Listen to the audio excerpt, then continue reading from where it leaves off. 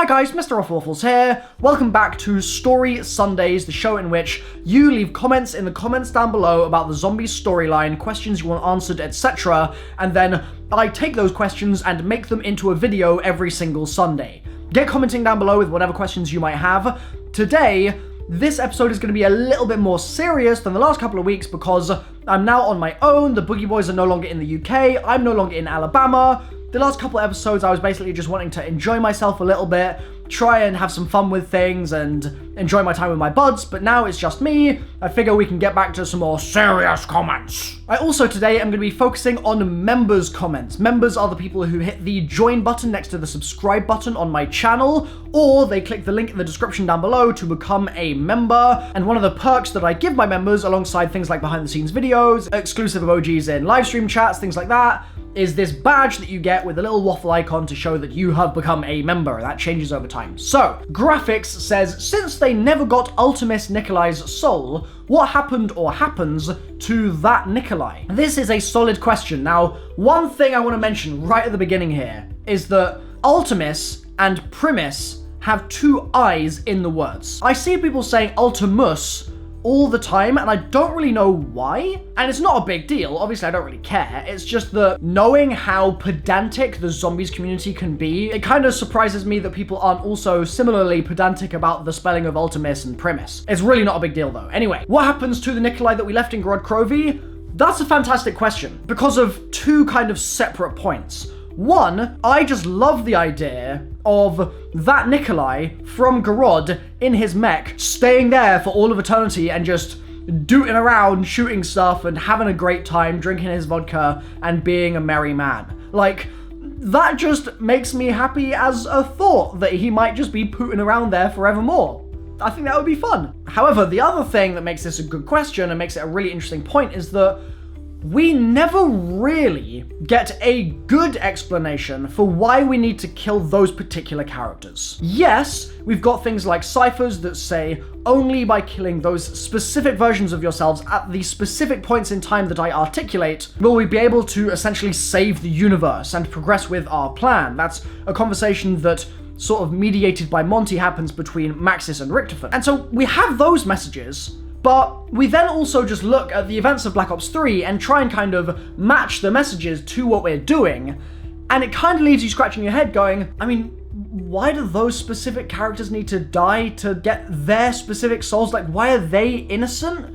How are they not corrupted? And if Monty can restore Samantha's innocence in the house, why can't the same be done with these characters? Why do they need innocent souls? Why do they need these immortal souls from these particular ones? And then if Monty can wipe the corrupted Maxis from existence, why can't he just wipe the corrupted others from existence as well, despite the fact that Maxis' soul is not in the house? Like, there are lots of questions surrounding this whole topic that I feel like we have 50% explanations for, but we definitely do not have the other 50. And so, what happens to the other Nikolai? Maybe that other Nikolai will be integral to the next couple of maps that we get in the Ether story. That is a possibility. I mean, it's completely possible that Der Eisendrache's Dempsey soul and then Zetsubou's Takio soul end up on one side of a battle. Oh, and also I guess actually Richtofen's soul as well with them from Dimension 2210. And then on the other side of things, you could have the Nikolai that we left in Gorod fighting on opposite sides. Like, that could actually happen. We just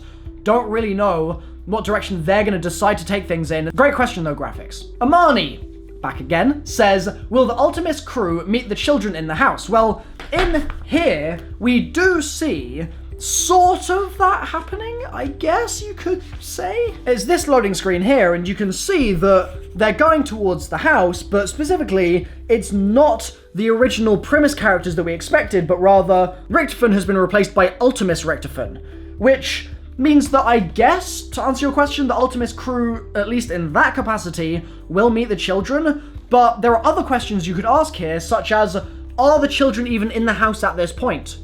We don't know. We don't know when in time this happens. Earth is still whole. That doesn't actually tell us very much though, so we can't really infer too much from that. But we also don't know if this is a dimension in which the transit characters would be there, because again, we see them in this comic as children in the house, and so it's hard to say whether the Ultimus Richtofen is going to meet the transit kids and then the other characters are going to just stick with their kids. Like, it's impossible really to know, but it seems like that is going to be coming at some point. DVD, welcome back, says, do you think Chaos will go as in-depth as the Aether story? This is an odd one, because at the beginning, when they announced the Chaos story, I was under the impression that Jason had said that this was going to be a bit more of a linear story. It would be story beat, story beat, story beat, kind of a bit more of an obvious ending, and that would be that.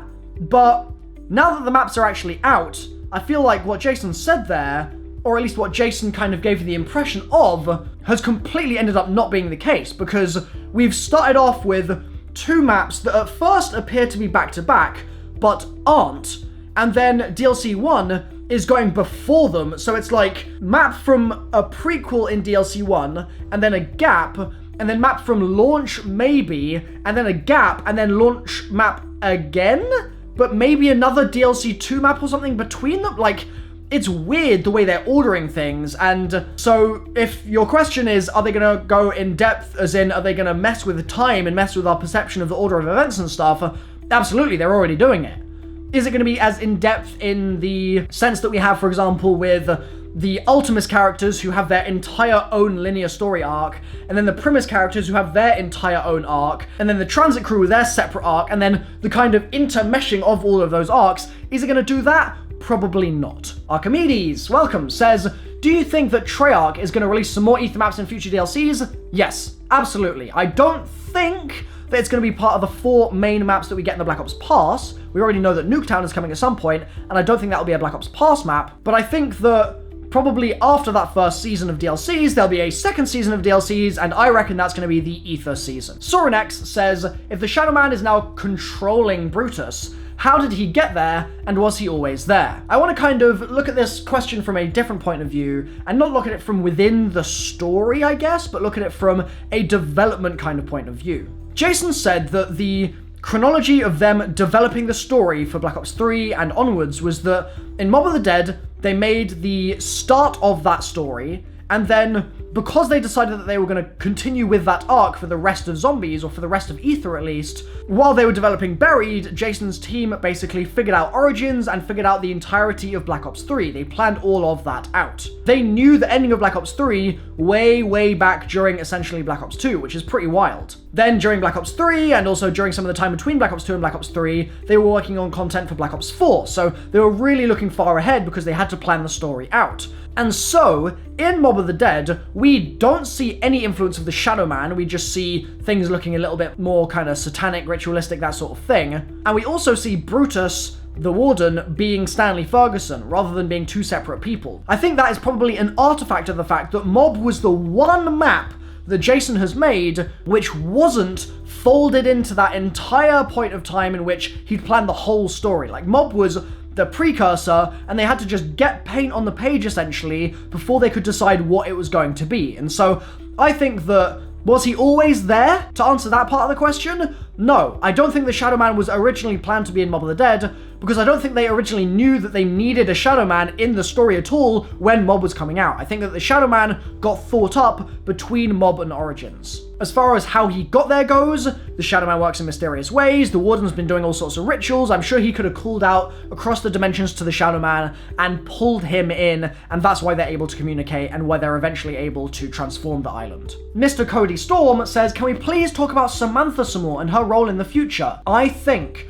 amongst that story planning that I was just discussing, Jason made a decision, and Craig really made a decision at some point, that he didn't really care about Samantha as a character, or he didn't care for her. And what I mean by that is that Samantha was basically the most important element of the entire zombie story for a very long time. And Black Ops 3 came around, and Craig Houston really got to flex his writing muscles planning that entire story out, and Samantha pretty much disappeared. Samantha's presence in the house is obviously important, but the uniqueness of Samantha being the key to everything was completely stripped away, because now there's another 7 kids in the house or something, and just generally all of the focus that we had on her is kind of gone. So can we talk about her more in the future? I mean, if Craig decides that we're going to get a little bit more Samantha focus, we definitely did in Classified, so Craig kind of clearly, I guess, sees Samantha as being a quite Ultimus-specific entity. We definitely got some more there, but unless there is a lot more of her in the future maps, which we might get with Nuketown, to be fair,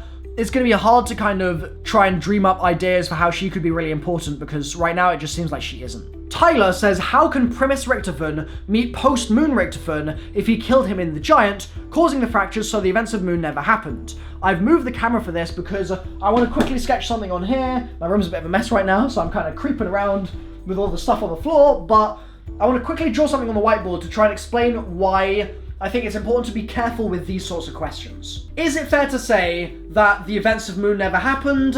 In my opinion, no. And I think we actually need to be very, very careful to avoid anything like that at all in our discussion of the story. Here's why. Let's generalize this to probably the most common example that I see, which is the loop, the cycle, right? We're going around the cycle indefinitely, and then at some point the cycle is broken and a new story emerges and offshoots. So you could look at the cycle as this thing that just goes around and around and around, and then at some point we break the cycle and we leave just here, okay? There is then some kind of new timeline that shoots off there, and maybe that's going in a cycle, maybe it's not, it doesn't really matter. But the key detail is that, yes, the cycle broke there, but that does not mean that the cycle didn't happen. It also doesn't mean that the cycle isn't still going. It's more like a sort of scenario where the cycle stays rotating, it stays going, at least this is the way I interpret it, but there is just an offshoot which is an extra, it's additive, it's a bonus to the way that the universe has kind of worked out. The reason I'm thinking this is that the way time travel works in Zombies, and especially also the way that the events of the cycle work, is that we can kind of dip into different universes and different times almost at will, even if they're from dimensions that at some point are closed off. So a great example is Dimension 63, right? Dimension 63 at some point is closed off. But that doesn't mean that the events that happened prior to it closing didn't happen, even though it's a cycle and we're spending time in Dimension 63 after it's been closed off. Like, it's a kind of backwards logic, but it's the way that we have to think about things in order to, for example, consider the case of what would happen if our characters were here and then they needed to dip back into the cycle again at some point. I think that could absolutely happen if it needed to. It would just be that that cycle would then be broken again. That would be like break V2, if you like, and then that would be a different cycle to the original one, but it would still be the cycle and they'd still be able to re-enter that part of time, space, etc. So what it would really be, I guess you could argue, would be a circle or whatever, and then they shoot off and they go along, and then they go back towards that, but instead of actually re-entering that cycle, because that would be different to the way that the cycle actually works, and so they can't enter that exact cycle, they would just enter a copy of that second cycle right there. Something along those lines. So, can we really say that the events of Moon never happened because of the other stuff that's gone on? In my opinion, not really. Zombie Black 8 says, did the transit crew survive, and if so, where did they get put in the timeline and where are they?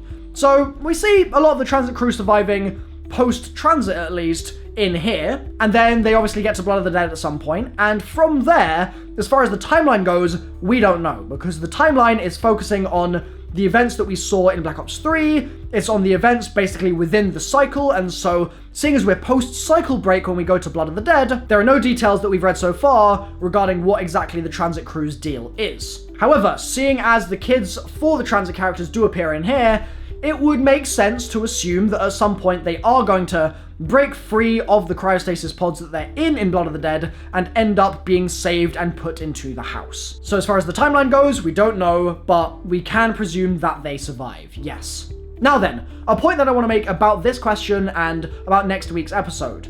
I've noticed that there's a lot of repetition of the same kinds of questions every week, and that's not a bad thing. Clearly it means that there are certain things that people don't understand and that they want to have answers for, and that's great, but a lot of them I have answered in multiple videos now. Not just Story Sundays, but also direct videos as well. Like I made a whole video about the transit crew surviving, for example, and things along those lines. Now, I get that obviously not everyone watches every video, that's not what I'm saying here, But what I think it would be really cool to do is for next week, try and pick some questions that are super unique. Like, let's not go for the kind of generic questions, but let's really go for some odd questions that are not necessarily the biggest broad strokes in the world, but a little bit more kind of fiddly, and that way we might end up stumbling into some really cool areas of the story. Hopefully this has been an enjoyable episode of Story Sundays for you guys.